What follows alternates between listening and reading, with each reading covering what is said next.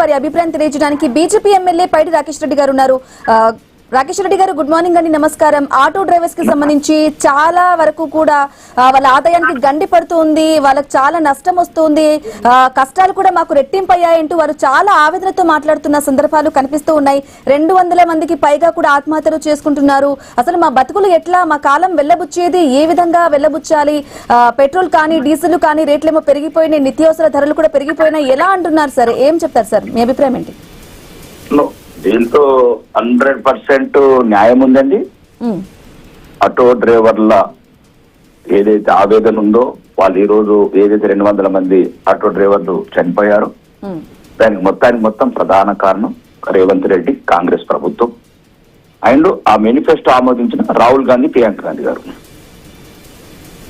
ఆ మేనిఫెస్టో ఉచిత బస్సు పెడతామని చెప్పారు. దాంట్లో అది ప్రభుత్వ నిర్ణయం, అది అప్పుడున్న పార్టీ నిర్ణయం, కాంగ్రెస్ పార్టీ వాళ్ళ మేనిఫెస్టో కమిటీ నిర్ణయము. దాన్ని తప్పుపట్టడానికి వీల్లేదు. ఓకే, వాళ్ళ ఇష్టం వాళ్ళు చెప్పుకున్నారు, ప్రజల్లోకి వెళ్ళారు. కానీ దాంట్లో రెండోది కూడా చెప్పారు వాళ్ళు, ఏమని, మేము ఉచిత బస్సు వల్ల నష్టపోతే, ఎందుకంటే గ్రామీణ ప్రాంతాలలో సుమారు 33 జిల్లాలలో చాలా మంది పేదలు ప్రత్యేకంగా చెప్తున్న పేదలు అప్పు చేసి అట్లాంటి ఆటోలు, సెకండ్ హ్యాండ్ ఆటోలు కొనుక్కొని అవి ఈఎంఐలు కట్టాలా, వాళ్ళకి ఈఎంఐలు కూడా బ్యాంక్స్ పోయి ప్రైవేట్ ఫైనాన్స్ తీసుకుంటే ఎక్కువ బట్టి ఉంటుంది. వాళ్ళకు మేము న్యాయం చేస్తాము, ఉచిత బస్సుతో పాటు సంవత్సరానికి 12,000 రూపాయలు ఇస్తామన్నారు రమణ. ఇప్పుడు వచ్చిన ప్రాబ్లం వల్ల 3 సంవత్సరాలు అవుతుంది గద్దెనెక్కి. 3 సంవత్సరాల నుంచి 36,000, ఆ 36,000కు వడ్డీ ఒక 50,000, ఇప్పుడు మళ్ళీ ప్రతి సంవత్సరం 12,000 ఇస్తే ఈ సమస్య పరిష్కారం అవుతుంది. అది ఇచ్చే వరకు ఆటో డ్రైవర్లు ఎక్కడైనా సరే కాంగ్రెస్ నాయకులను నిలదీయండి. మీ న్యాయం, మీ భవిష్యత్తుని, మీ జీవనోపాధిని దెబ్బకొట్టిండు రేవంత్ రెడ్డి, కాంగ్రెస్ సర్కారు, కాంగ్రెస్ ప్రభుత్వం. అయితే రాకేష్ రెడ్డి గారు, కర్ణాటకలో ఇదే పథకం పెట్టి గెలిచే సందర్భాలు ఉన్నాయి కాబట్టి ఇక్కడ కూడా ఇదే పథకాన్ని పెట్టి ముందుకెళ్లాలని యోచిస్తుంది అనుకోవాలంటారా రేవంత్ ప్రభుత్వం? నేను ఏమంటున్నానంటే, నువ్వు ఏ పెట్టావా, గెలిచావా, గద్దెనెక్కావా, కోట్లు కొల్లగొడుతున్నావా, రాష్ట్రానికి గుళ్ళ చేస్తున్నావా, అప్పుల పాలు చేస్తున్నావా, సబ్జెక్ట్ అంతా వేరు. కొన్ని లక్షలాది మంది ఆటో డ్రైవర్ల జీవితాలు నాశనం చేసిండ్రా లేరా ఈ కాంగ్రెస్ ప్రభుత్వం? ఇది నేను అడగదలుచుకున్నది. ఎందుకు 200 మంది అమాయకులైన ఆటో డ్రైవర్ల ఊపిరి తీసేటట్లు చేసిన ప్రయత్నం ఎందుకు? మీ నిర్లక్ష్యం వల్ల కదా 200 మంది బిడ్డలు చచ్చిపోయినారు. ఇంకెన్ని వందల మందిని చంపుతారు మీరు మీ స్వార్థం గురించి? అంటే ఇన్ని లక్షల కోట్ల అప్పు తీసుకొచ్చినప్పుడు ఆటో డ్రైవర్లకు ఇవ్వడానికి వెళ్ళేవా డబ్బులు?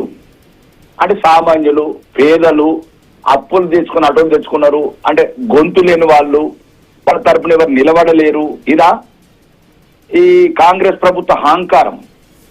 కాబట్టి ఇప్పటికైనా చెప్తున్నాను మీ ద్వారా, ఇది న్యాయమైన కోరిక, ధర్మమైన కోరిక. ఎందుకంటే వాళ్ళు జీవనోపాధి కోల్పోతున్నారు లక్షలాది మంది. మళ్ళా ఎందుకంటే మీరు పెట్టుకుని వస్తుంది తప్పు పట్టలేదు, తప్ప ప్రభుత్వ నిర్ణయం. దాని వల్ల విక్టిమ్స్ అవుతున్నారు అన్నప్పుడే మీరు చెప్పిండ్రు వీళ్ళకు. వాళ్ళు ఎప్పుడైతే ఆ మేనిఫెస్టో రాసిన వాళ్ళు ఆ రకంగానే రాశారు. ఫ్రీ బస్ అయితే ఆటో రిక్షా డ్రైవర్లు గ్రామీణ ప్రాంతాలలో దెబ్బతింటారు, మండలాల్లో దెబ్బతింటారు ఆ ఫ్రీ బస్సుల వల్ల అన్నప్పుడే వాళ్ళకి సంవత్సరానికి 12,000 అంటే నెలకు 1000, ఇంకేదో ఫర్ ఎగ్జాంపుల్ 12,000 పెట్టారు. మేమేమంటున్నామంటే ఆ 12,000 3 సంవత్సరాలు అయింది, 36,000, దానికి వడ్డీ కలిపి 50,000. ఇప్పుడు మళ్ళీ ప్రతి సంవత్సరం ఇవ్వండి వాళ్ళకు. ఫ్రీ బస్సు పెట్టినప్పుడు 12,000 ఇస్తాము అని ప్రకటించినప్పుడు ఇంకా ఇంతవరకు ఒక్కసారి కూడా ఇవ్వకపోగా వాళ్ళు చాలా ఆవేదన కూడా వ్యక్తం చేస్తున్నారు. అయితే ఎంతమంది పానాలు తింటారు, ఎంతమంది పానాలు చంపుతారు, ఇట్లా ఎంతమంది ఆత్మహత్యలకు ప్రేరేపిస్తారు? నేనేమంటున్నా అంటే, ఇప్పుడు ఆ మేనిఫెస్టో ఆమోదించింది ప్రియాంక గాంధీ గారు, రాహుల్ గాంధీ గారు. వాళ్ళకు కూడా బాధ్యత ఉంది, చెప్పాలి, నాయకులకు చెప్పాలి. ఇప్పటికైనా సరే వాళ్ళ ఉద్యమం కానీ, ప్రత్యక్ష ఉద్యమం కానీ, పరోక్ష కానీ అన్ని రకాలుగా మద్దతుకుంటాను. నేనైతే వ్యక్తిగతంగా పాల్గొంటాను, ఎక్కడికి రమ్మంటే అక్కడికి వస్తాను, ప్రభుత్వాన్ని నిలదీస్తాను. అందరూ కోటీశ్వర్లు గారు ఇప్పుడు హైకోర్టు చెప్పినట్టు కోటీశ్వర్లకు అన్ని స్కీమ్లు ఇచ్చినట్లు కాదు కదా. హైకోర్టు చివాట్లు పెడుతున్నది మీ ప్రభుత్వం మీద. కాబట్టి ఆ సామాన్యులు, పేదలు రెక్కాడితే గాని డొక్కాడదు, రోజు ఆటో నడిస్తే గాని ఇంట్లో అన్నం వండుకోని వాళ్ళు, వీళ్ళకి అండగా ఉంటది భారతీయ జనతా పార్టీ కూడా మొత్తం అండగా ఉండి రాష్ట్ర వ్యాప్తంగా వాళ్ళకు మద్దతు తెలుపుతాం. ఇట్లాంటి అబద్ధాల వాగ్దానాలు చేసే ప్రతి రాజకీయ పార్టీలకు భవిష్యత్తులో గుణపాఠం కావాలి. అయితే రాకేష్ రెడ్డి గారు, చివరిగా చెప్పండి, అంటే ఇది ప్రజా పాలన, ఇది అందరికి సమన్యాయం జరుగుతుంది అనేది ప్రభుత్వ పెద్దలు చెప్తున్న మాట. మరి ఎక్కడ జరుగుతుంది అనుకోవాలి సమన్యాయం? చెప్పమని వాళ్ళే 3 సంవత్సరాల నుంచి అడ్రస్ ఎందుకు చనిపోయిండ్రు ప్రజాపాలనని ఎవరైతే అంటున్నాడో ఒక రాక్షస పాలనని వాళ్ళనే చెప్పానండి. ఏం పాలన? ప్రజాపాలన చెప్పండి. ఏం చేశారని? కూలిపోయిన మేడిగడ్డను కట్టారా? హైదరాబాద్ ఒక బ్రిడ్జ్ కట్టారా? ఏం కట్టారు? ఈ కాంగ్రెస్ ప్రభుత్వం వచ్చిన 3 సంవత్సరాలు చెప్పానండి. ఎప్పుడు మా తాతలు మూతులు దాకిండ్రు, 70 ఏళ్ల కింద కట్టిన శ్రీరామ్ సాగర్ గురించి చెప్తారు, కానీ ఈ మూడేళ్లలో ఏం చేశారో చెప్పానండి కదా. ఔటర్ రింగ్ రోడ్ మీద రోడ్ మీద మట్టి పోసారా? ఎయిర్పోర్ట్ కట్టారా? ఒక రైల్వే స్టేషన్ కట్టారా? ఏం చేశారు వీళ్ళు? పేదలకు ఇచ్చిన వాగ్దానాలు మర్చిపోయినరు. పెన్షన్లు పెంచుతామన్నారు, 4,000 పెన్షన్ వాళ్ళు పెంచుతామని చెప్పి మహిళలకు మహాలక్ష్మి కింద 2,500 ఇస్తామన్నారు, ఇచ్చారా? ₹1,00,000 పాటు తులం బంగారం ఇస్తామని ఇచ్చారా? ఇవన్నీ ఏవైతున్నాయో వాటి పాత ప్రభుత్వంలో ఉన్నాయి కదా. రాకేష్ గారు, చివరిగా వాళ్ళు నిరసన కూడా వ్యక్తం చేస్తున్నారు. మరి వారికి సంపూర్ణ మద్దతు ఇస్తున్నారా? వారికి ఏం చెప్తారు? సంపూర్ణ మద్దతు. వాళ్ళు ఎక్కడికి రమ్మంటే అక్కడికి వస్తాను. హైదరాబాద్ ఏ మీటింగ్ అని అవుతాను, ప్రభుత్వాన్ని నిలదీస్తాను. వాళ్ళు ఇప్పటికే 200 మంది చనిపోయారు. మళ్ళీ మీ మాటగా చెప్తున్నా, దయచేసి ప్రాణాలు కోల్పోవద్దు, బతికుండి పోరాడదాం. ఆత్మహత్యలు పరిష్కారం కాదు ఏ సమస్యకు కూడా. ఆ ప్రభుత్వాన్ని గద్దె దించుదాం. ఎవడైతే మాట ఇచ్చి మోసం చేసిండో మీరు చనిపోతే వాళ్ళకు సమాధానం దొరకది.